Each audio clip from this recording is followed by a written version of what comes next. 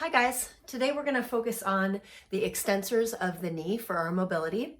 So we are going to be working on the big central muscle here, the rectus femoris, and the seams that intersect with the vastus medialis oblique and vastus lateralis, this lavender muscle. So we're going to be starting here in the middle, dead center of that thigh. We'll be rotating the thigh inward to get to that area there, and then we're going to rotate outward and move slightly down to get to this seam there. Okay, coupled with the gluteus release and the IT band release, this can really make a big difference in your ability to move without pain and with much less joint stress. You're going to need a ball and a block, or a ball and some sort of support. I love this beanbag because you can squish it any direction and really make it mold to your body. So I'm going to be using that. Like I said, we're going to start right in the dead center of the rectus femoris and moves the leg up and forward.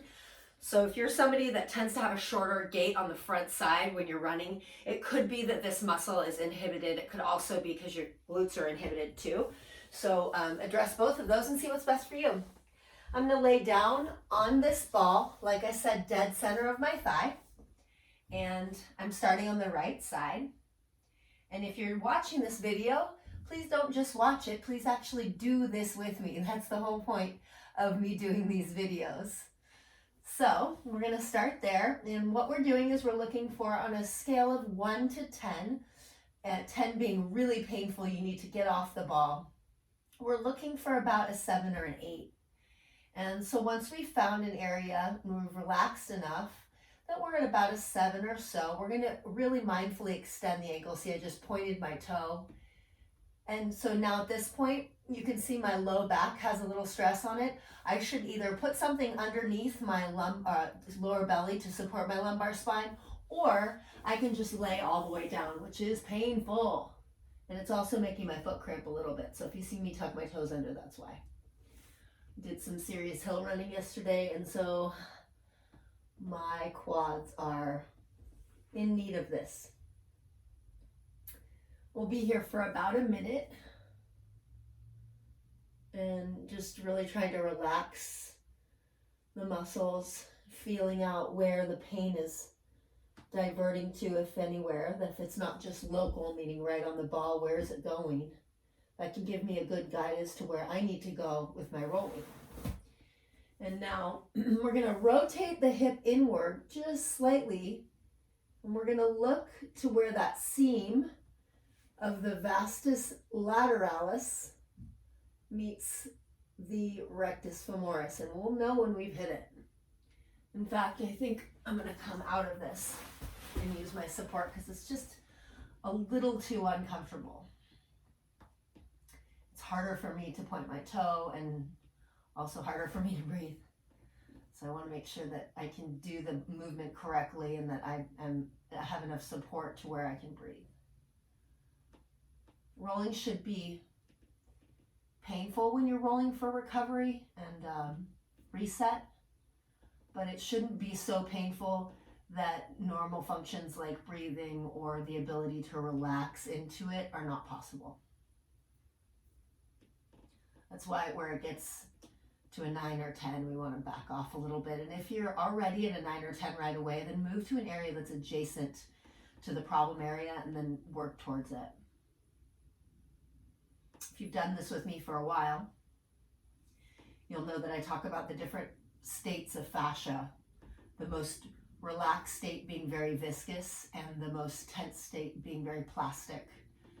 When we're in pain, our fascia becomes more plastic. When we're injured, our fascia builds collagen, binds in our muscles, and the combination of those two things can really be a recipe for disaster. So by pressuring this area for 2 to 5 minutes, we're spreading out the fascia so that hydration and circulation can be more a part of that tissue.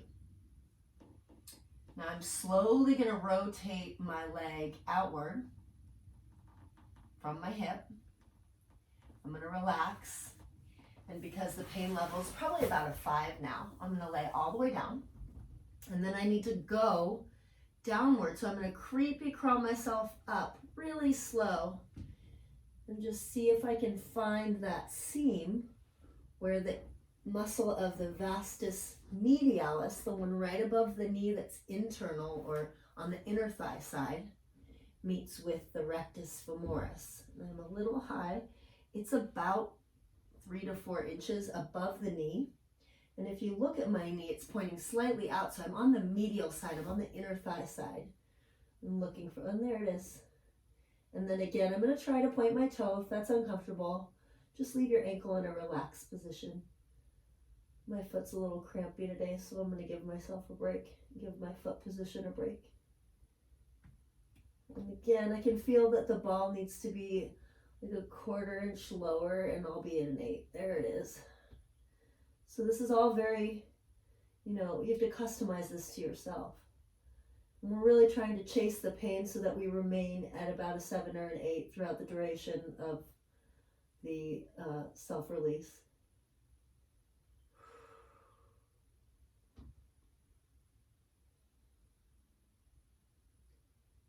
I'm trying to minimize movement once I find the spot.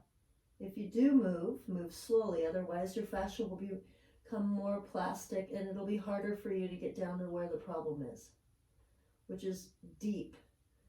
It is not superficial unless you're working on scar tissue, surface scar tissue.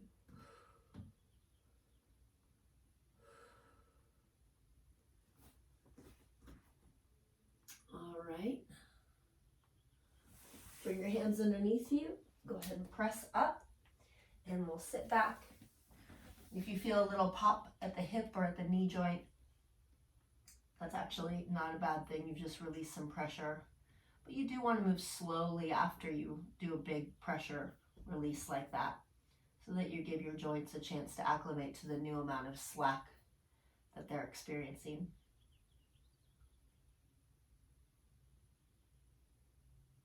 Let's go ahead and go to the other side. I'm going to flip around so you can see me best. I'm going to make sure my blocker support is handy. Again, I'm going to place the ball right dead center in my thigh, and I'm going to lay down upon it. Oh, this one's a good one. Oh,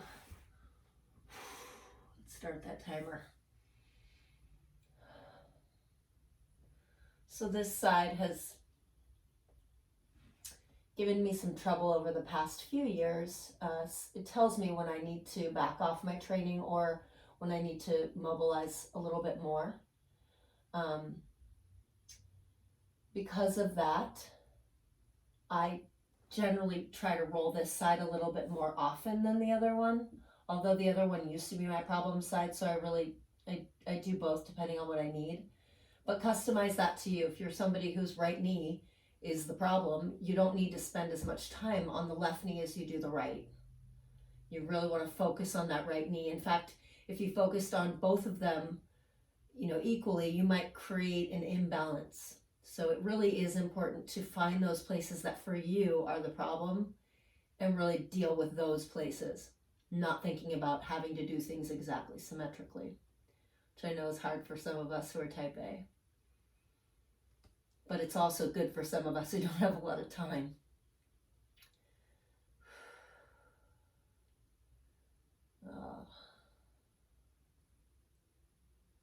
So I'm going to start to rotate inward.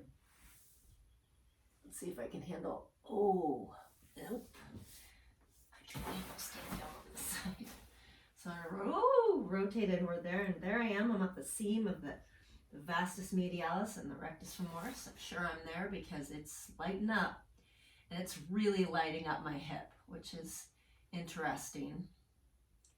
I found an anchor that I haven't quite found before, and it could be because usually I use a foam roller for this, but I really want you guys to start getting in between the muscles where that fascia can build up and bind them together, where it's supposed to be gooey and it's becoming more plastic.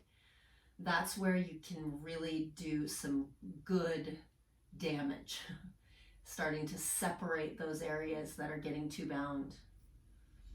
It can mean the difference between prolonging or not having to have a reconstruction by committing to doing this often. You know, you get to a tipping point with your body where maybe you already do have a misalignment, and then another compensation within the fascia happens and it pulls the other way, and you go running or try and move laterally, and boom, you have a torn ACL, MCL, LCL, or meniscus, because the length, tension, the force couple relationship is really imbalanced. Whereas if you do this just enough, you can squeak by without a problem like that. So I call this pain paying it forward. You can see I'm just really slowly moving towards the pain. We'll be here for another about 20 seconds. If you feel yourself trembling, just relax into it, relax the muscle tissue. The more you relax, the more you'll tremble. That's okay. Oh. All right. Now we're going to slowly rotate. Last bit here. And again, I'm moving super slow because my fascia will change states if I move too quickly, and I've worked hard to get this deep. So, oh, goodness. There it is. I'm a little high. So, I'm going to creepy curl myself. Oof. Forward.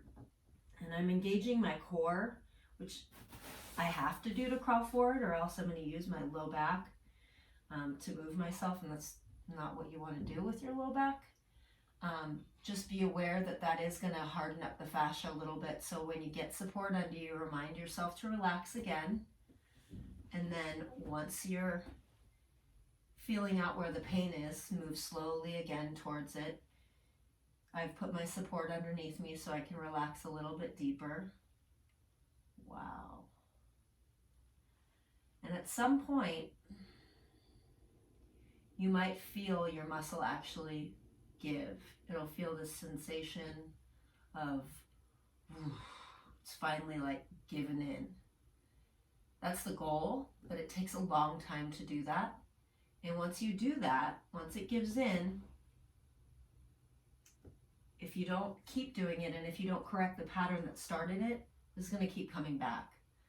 So myofascial self-release is one component of a larger component, because whatever is causing that area to need extra stability is the source.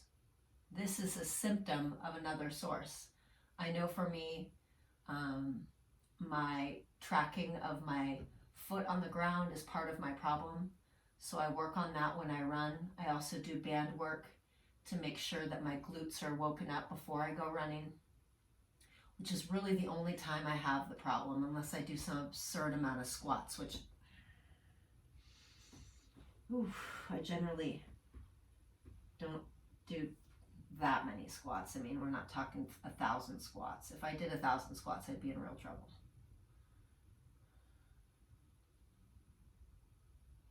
I mean, in one session. All right. So now we're going to use our elbows or hands, depending on where we're at, push ourselves off. Sit back nice and slow. Let's give our body a chance to acclimate to what we just did to it. And to reiterate, we really don't want to do long, prolonged holds of mobility when we're going to go work out. We need some time after we do a roll like this, at least an hour, if not a little bit more, to let our body acclimate. Ideally, you're doing this kind of roll when you're done with your workout that day. The preparatory roll that we have in the client portal is a really good pre-workout mobility. It's just smooth, moving consistently with a foam roller. So make sure that you're doing this when you're warm and it's part of your recovery as opposed to part of your pre-workout. I hope everybody's taking care of themselves and those they love, and even people they don't know if they can. We're all doing the best we can, hopefully, and if there's something that I can help you with, please leave it in the comments. I certainly never purport to know everything, but if I don't know, I find somebody who does, and you can feel free to use me for that resource, okay? Stay healthy, stay well, keep working out, keep doing your mobility. Bye, guys.